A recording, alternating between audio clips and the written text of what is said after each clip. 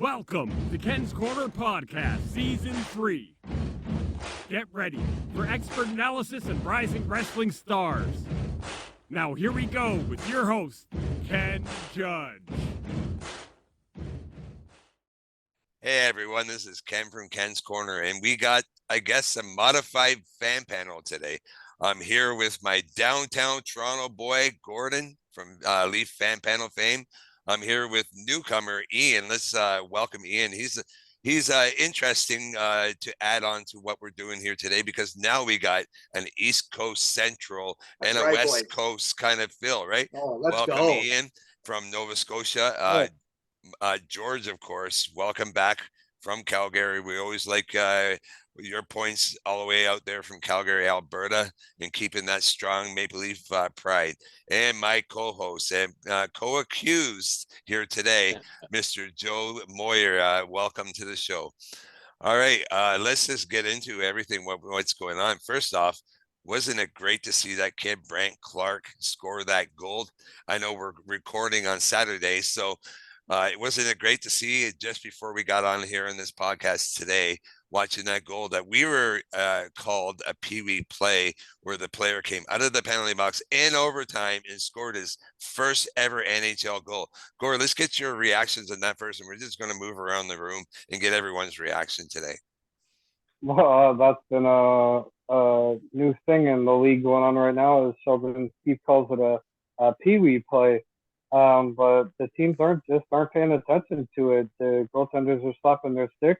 Guy comes out, little bank pass, little chip shot out, and away you go and in the net. I think it's the defense is. There's a lot of these coaches that are definitely going a lot grayer than they were at the beginning of the season. But I mean, to call it a pee-wee play, Keefe's not wrong. It really is what you learn in pee-wee. But the defensive side of it is they're getting caught. I think there's 10 teams now that have been caught in the same style of chip and dump, flip play of a guy coming out of the box, and they're just getting beat on it. The goal from LA today, fantastic for them to beat Boston, and you could tell they were not too pleased on the Boston bench about getting beat the way that they did. But well, I actually found it funny that the announcer said, "Oh, he just beat a world-class goalie." Is he really? He just allowed 5 goals, and Allmark's not the same player he was last year. Ian, I'm going to get your opinion on the Pee-wee quote. Well, we've seen a couple of Pee-wee plays this week that we can maybe talk about in the Ottawa game. I distinctly remember if Mike Gartner was in the penalty box, hoping that we would get that kind of play going. I don't have a problem with it. Yeah. It makes sense. The goalie's responsibility is to tap the stick. I don't even know if they do that anymore. But you have to be aware of every player coming onto the ice, including that guy. But I don't remember this being a new thing. Like, imagine Mike Gartner. This is what you want. Give him a beautiful bank pass off the boards, and he's going to go down and finish. So I have no problem with it. And a kid scoring a goal, this is the culmination of the first dream we have when we're little boys. Beyond our own family, it's like, hey, I'm going to score a goal in the NHL one day. So that always feels, as a parent to sons, that always feels great. Yeah, they scored against the Boston Bruins, against Allmark, who was one of the best goalies, arguably, last season. And in Boston in overtime, you bang on in that assessment. George, actually, and thanks for bringing up the slap shot into the net, because we are going to address this as well. I mean, we have to. Yeah. George, let's get your Pee-wee reaction. Well, I mean, it's hockey. Hockey's been on for a long, long time. And whenever anybody ever got a penalty and was coming out of the net, they would hope to get the pass to go down and be able to score. So, I mean, that's been going on forever. That's right. And, that's right. So it's been going on forever in hockey, and that's, I like it. You know what? Yeah. I'm down with it. Yeah, I can remember a few times they got in behind us after a penalty playing ball hockey in the ball hockey league. So Right? yeah, it As can long as he happen wasn't a almost boss. anywhere. Right? As long as he wasn't like a guy who would stay right on the red line waiting. A goal suck, as we called him back in the day. That's I right. got no problem with that. Yeah. Joe, last but not least, my co-host. I know we've talked about a few of these things in extensive on our show, but let's share on Ken's Corner your opinion. Ian raised a really good point. Having played goal, the last 10 seconds of the power play, if my team was on it, I'd be banging the stick loud enough you could hear it across the rink. And I remember those days in the 70s, 80s, and I don't know if that's a thing anymore. And I don't know if the defensemen are aware of it. I don't recall hearing it, because you used to be able to even hear it on TV. Absolutely. Bang. Yep. And I would religiously 10 seconds, bang, bang, bang. And they knew, right, to watch for that guy coming out behind. So that being said, is there anything better than watching a guy score his first goal? No. Sorry? The one that we got beat on, that Samsonov got beat on, that he came out, Samsonov did bang his stick. Mike Johnson was sitting at live that he did actually bang his stick. And his comment was, wow, there's actually a goalie that still bangs his stick. And I think, was it not I wonder. I'm sorry, go ahead, Joe. Does the defenseman even know what that means? Right? Yeah. I mean, that's number one in the communication between goalie and defenseman. Was it not Littlegren that got burnt on that play? Which one?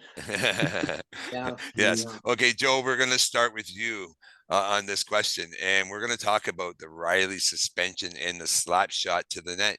Is that like a new age Generation X kind of play, or what the heck is going on around here?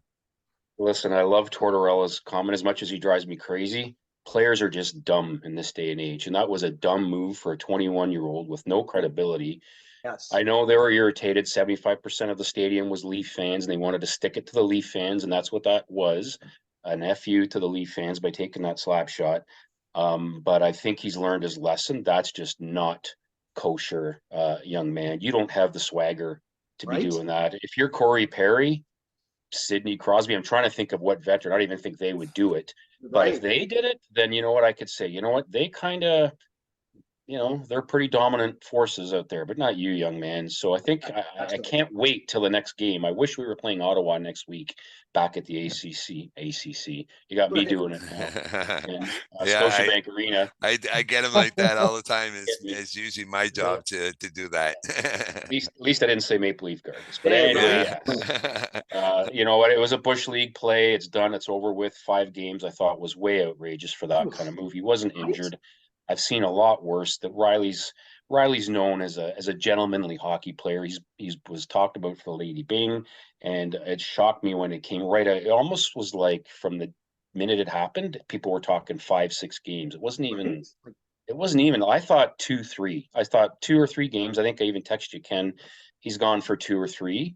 That to me seems reasonable. Could Riley have done it differently? Absolutely. Sure. Was there a response needed? Absolutely. I wished he would have not had the stick to the head. You're going to lose that battle every time. A punch to the face, face wash. Absolutely. Drop the gloves, and I think we'd be talking maybe 1 game and a fine. However, it is what it is. But that symbolizes the frustration that Morgan Riley, for a player of his caliber, to lose his marbles like that and take that dirty of a play. You could just sense there's frustration on this Leaf team. That's what I came with. George, I'm going to ask you, and we're going to get to everyone. Do you think what Riley did was warranted? Like, don't lie to me right now. Were you not screaming at the TV for someone to do something? Because I know I was, and I was cheering when he actually gave him that cross check to the face. I will not lie. What was your reaction in that moment? Oh, I was happy to see him do. I mean, come on. He went over there, and he was coming with the cross check, but he put his arms up and put his face down into the stick. That's what I seen. Go Leafs, go. Riley needed to do something like that to shut up somebody. You just don't do that. You can't be pulling stunts like that. No, I'm totally for what Riley did. 5 games, I think, is a little much. I seen him put his hands up so the stick hit his face. So I'm gonna say that 5 games was way too much. I was hoping for 2, maybe 3, but he got 5. Yeah. Yeah, well, it is Perros and the Leaf. Anyway, let's not get into That's for another day. superstitions. Yeah. That's for another day. Yeah. Ian, we're gonna move Yeah. on to you. And what was your reaction? And do you think it was warranted what he did? Oh Should yeah. he Oh, should he oh have yeah. dropped the stick? And Gord, I'm going to ask you before, I mean, just after Ian's, but you can have this one ready. What is your opinion on the fact that Leafs record with Riley out of the lineup? Okay, Ian, we're going to get to you first. Let's hear your reactions. Completely warranted. I mean, it was such a gutless move. I can't believe it wasn't Daniel Alfredson who did it, because it's just such a Ottawa thing to do. And listen, there are certain rules that we all know. We played hockey that you sort of have to follow. And the grade 9 kid doesn't lip off to the grade 12 kid, right? And to me, I love his response. It's what a captain would do. Listen, I like Tavares. That's what a captain should do. The kid got back up, gentlemen. As soon as the play was whistled dead, he got back up. So to me, 5 games is ludicrous considering who it is. You give them 2 or 3 because we don't want that in the league. We don't want to injure kids, simply. I wonder if the 5 games were because of the crest he's wearing and the amount of play it would get in the news. Yeah, it is baffling to me as well, because he was before that maybe up for the Lady Byng this year. Like, I mean, always in that consideration as long as he plays. Yeah, that's the kind of player he is. Yeah. Okay, Gord. The question I asked you: what is your opinion on the fact that Leafs holds such a great record? And come on, we're playing Anaheim tonight. We'll get our predictions for the next couple of games, but I don't see this changing anytime soon. I expect us to go 3-0 tonight. What is your opinion on the fact that the Leafs are 15-2-1 without Riley in the lineup the last 2 seasons? Well, I'm going to say this as nice as I possibly can. I don't agree with Cheryl Pounder very often. She said 2 games was warranted for Riley, and she said that the Leafs defensive core needed to have a meeting of just them. They needed to figure out who was going to be the next man up. Mm-hmm. I don't think it was the defense on their own that did it in the last 2 games. I think the forwards have come back. They've played harder. I'm watching. If Riley hadn't have got him, I'm 99.9% sure that he would have got ran over by Domi, because Domi was coming from the other line, like a bat out of hell to get him. I will say I thought 2, maybe 3, just to send, because he is wearing a Leafs jersey after all, and we know Perros doesn't like the Leafs, but I think that overall they've played better defensively. They've stepped up. I mean, the first game they had McCabe out there on the power play. What? Are you kidding me? But he actually played and did exactly what Sheldon Keefe said he needed to do, which is get the puck to the players that need the puck, to Matthews, to Nylander, to guys that are shooting the puck. Yeah. If he needed to shoot the puck in, he did it. I'm not big on McCabe being on the power play, but I think stepping into that role for Morgan Riley, he did phenomenal. Are we going to continue this pattern against Anaheim? I'm not going to write Anaheim off. Depends on which Anaheim team you get. They played really well in their last game. I think they won 3-0 or 4-0. But overall, I think we should be going 3-0. And rolling forward, I think they need to play as a team. Don't worry about the individual fancy plays. Nylander has been, again, he's out there. He's shooting the puck more. He's going into the corners. And he's actually, I was going to say he's digging. I'm hoping that tonight we can put to bed and they can stop picking on Bertuzzi for not scoring. Yes, he's not scoring, but he's giving it his all. He's putting the puck on net. He's digging in the corners. He's actually playing. Is he playing to the caliber that they thought we were going to get? No, Yeah. but I think he's stepped up in that role. He's playing very well with Domi and Yeah. Berg, depending on who they throw in that position at random times. He likes to mix it up every now and again, but I think defensively, without Morgan Riley there, I think they played as a team, which is the best way they could play. Mhm. Joe, I did say 20 games since Bertuzzi scored a goal on our radio show. I stand corrected. It's 19. Today would be 20. Let's Oh, hope that's that so doesn't much happen. better. It Okay. feels like 100. Yeah, it does. It really does. Right now, actually, guys, if we were points percentage, if playoffs started today, we would be playing none other than the Boston Bruins. I'm just throwing that out there right now. So Right. Bertuzzi back against Boston, maybe that would lighten them up a little bit. But this is what we're going to do. We're going to start with Joe, and you guys can say the same players. That's fine, or go up the board. I just want. I know maybe we might need 3 players, but let's go with 2 players. If you could get any 2 players that is realistic and maybe on the Yep. trade board out there, who do you want to see playing for Toronto after the trade deadline on March 8th? And we'll be back to talk about this March 10th anyway. So I'll bring this up again then. So it's a bit of a game, guys. Joe, let's take your 2 guys. Well, certainly we've talked a lot about Tanev on defense. I mean, he's a piece we need. Is he the only thing we need? Absolutely not. I think if we just got him, I'm not so sure we would see a drastic change. And you know what, guys, I'm still don't know who's our number 1 goalie. Can someone please tell me? Because I don't know anymore. We've got questions in goal. Sentimentally, I'd love to see Marc-Andre Fleury come back, and I think that'd be a huge pop. Yeah, I don't think that's going to happen, but I would like to see a franchise number 1 goalie, and this is our guy. This juggling back and forth and piecemealing it, it just doesn't work for me. So I'd love to see a goalie that we can come in and go, that's it. That's the one. He's healthy. He's going to stay that way. Because in my day, you built from the net out. You built from your back end forward. Yes. And Mr. Dubas did the opposite. He got the nice elite shinny skaters that are fantastic when there's no contact and lots of room. But when push comes to shove, and that's what we've been seeing in the playoffs, when time and space is taken away, the stars don't shine, and that's unfortunate. So other than that, I know there's been a lot of talk of Boone Jenner. I think that's another person that I wouldn't mind seeing. But again, I don't think we're just 2 players away, guys. I think we're more than that. Oh, I agree with you there, but I just wanted to keep it short so I'm not testing you guys too much.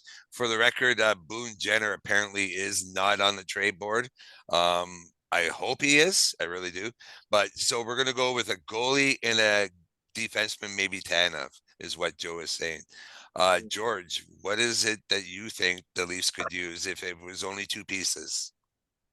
I'm liking all the talk out here in Calgary, getting maybe Hannafin and Tanev.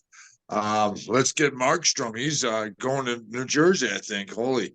But I'm liking Tanev and Hannafin. I'm liking the trade out here in Calgary. Ian, the same question for you, sir. I would go to a defenseman. I would go with Tanev and maybe Larson. Yeah, I know that I knew that you're going to say Larson. You've mentioned him a few times, and I can't disagree with you on that. Yeah. So he would like Tanev and Larson. Yeah, and I don't think either of them would cost too much. Maybe we're paying a little bit of a Calgary for living tax on whatever trade we should get for Tanev. Well, here's the thing. They want a second, but we don't have any seconds. So right? It's going to cost us our first to get Tanev, and that's what's holding us up in that trade right now, I believe. Yeah. Gord, we got lots of time. So we're going to get your 2 wants, and then we're going to just get tonight's game prediction, and maybe we'll throw in the St. Louis. And by the way, Gord, I hear that Joseph Woll is supposed to start the Tuesday game, and tonight's going to be Martin Jones against Anaheim. Gord, your 2 players. I'm actually in agreement with just about everybody. I'm gonna say, we need a goalie and a defenseman. I think Joe's not completely out of left field. This is not a one piece of the puzzle kind of solution. They need, if we could get 3 or 4 players that we could juggle in there and make it so that we weren't having to rely on the top, let's say top six. And Will that's that a not stretch. cost us Minton or Cowan and our first that we're reluctant to give up? Though? Yeah, well, Joe Levingus said Minton and Cowan. Cowan are not available. They are not going. They are not leaving. He has seen what happens when he gets rid of his young talent in Calgary. Sorry, George, but I had to. But he did the same thing in Calgary. He dumped his young players, figuring he could build it, and it fell apart. I think he's got a look, but I do think, thanks to Dubas and his getting rid of as many second-round picks as he possibly could for the next 10 years, that so to speak, I think they definitely need to define who's going to step in that role as the number one goalie, and they need to find another defenseman. I think Tanev would be good. Larson. There is a couple other people that were mentioned a couple of times that are names are just being thrown out there, but I don't really think there's anybody that's blockbuster that's going to stand up. Sorry. I don't think there's anybody blockbuster out there right now. No, that you know they what? can trade for that's not going to cost them an arm and a leg, honestly. Watching that Boston LA game today, I was thinking, boy, would it not be fun to see Drew Doughty fighting Brad Marchand in the playoffs? But I know he's not on the trade board, but he's always on my wish list. Yes. Anyway, I'm going to go with you guys. I would love to see Tanev and to throw it in. Why not bring his brother from Seattle? Have the Tanev's reunion in Toronto. And maybe bring in Fleury while we're at it, Joe. That's my wish list, but I don't know. We're going to see. We're going to see what's going to happen. Brendan Tanev is a little younger than Chris. So Belfour was 39. I was saying about Fleury. Yes. It's the same age, and he is that tier kind of goalie. And he's signed for 2 more years, so that we get him for 3 more playoffs if we got. If we got Fleury and they brought Fleury in with Wall, and they had Fleury teach Wall, I think honestly you would see a 1-2 punch that the Leafs haven't had since Johnny Bauer and Kevin Sawchuk in a long time. A 1-2 punch. I'm not saying it's going to happen, but I think that would be absolutely phenomenal. Bring the boy back home to Canada and let him teach our young goalie how to play goalie in a way that hasn't been played in a long time. You're never going to see a guy like Fleury again. No. Okay, guys, we're running out of time a little bit here, so we're going to go around the board and just get your predictions for the next 2 games: Anaheim, Toronto in St. Louis. A 1 o'clock start for Family Day, by the way, guys. So get ready for an early game of the day. Ian, we're going to start with you. Give us your predictions. You know, we're talking about people stepping up. You asked the question about why we're better when Tavares and Riley are out of the game. I always love when that happens. I've talked to you about the 2002 team that when Sundin went out, I mean, Roberts and McCauley just stepped up. I hope for that kind of thing. I loved seeing McMahon score 3 goals. I think we win 3-1. I'm going to say Benoit with a goal. Awesome. Gord, and you please give me your score. I'm going to say 4-2 Leafs. 4-2 Leafs. And you know what? Bertuzzi's getting the winner. I'm going to give it to him. Thank you, because I picked him on my Tim Hortons today. You would make me a copy. Joe, what's your prediction? I'm a little worried about this trap game tonight, fellas. It's not going to be easy. I think the Leafs will pull it out. I'm going to say a 5-4 win for the Leafs. Overtime or regulation? No, I'm going to say regulation. And Tuesday, I'm hearing the reason that Jones is playing is they want to rest Samsonov for Monday. I didn't hear anything about Joe Wall going in, but that would be great to see him as well.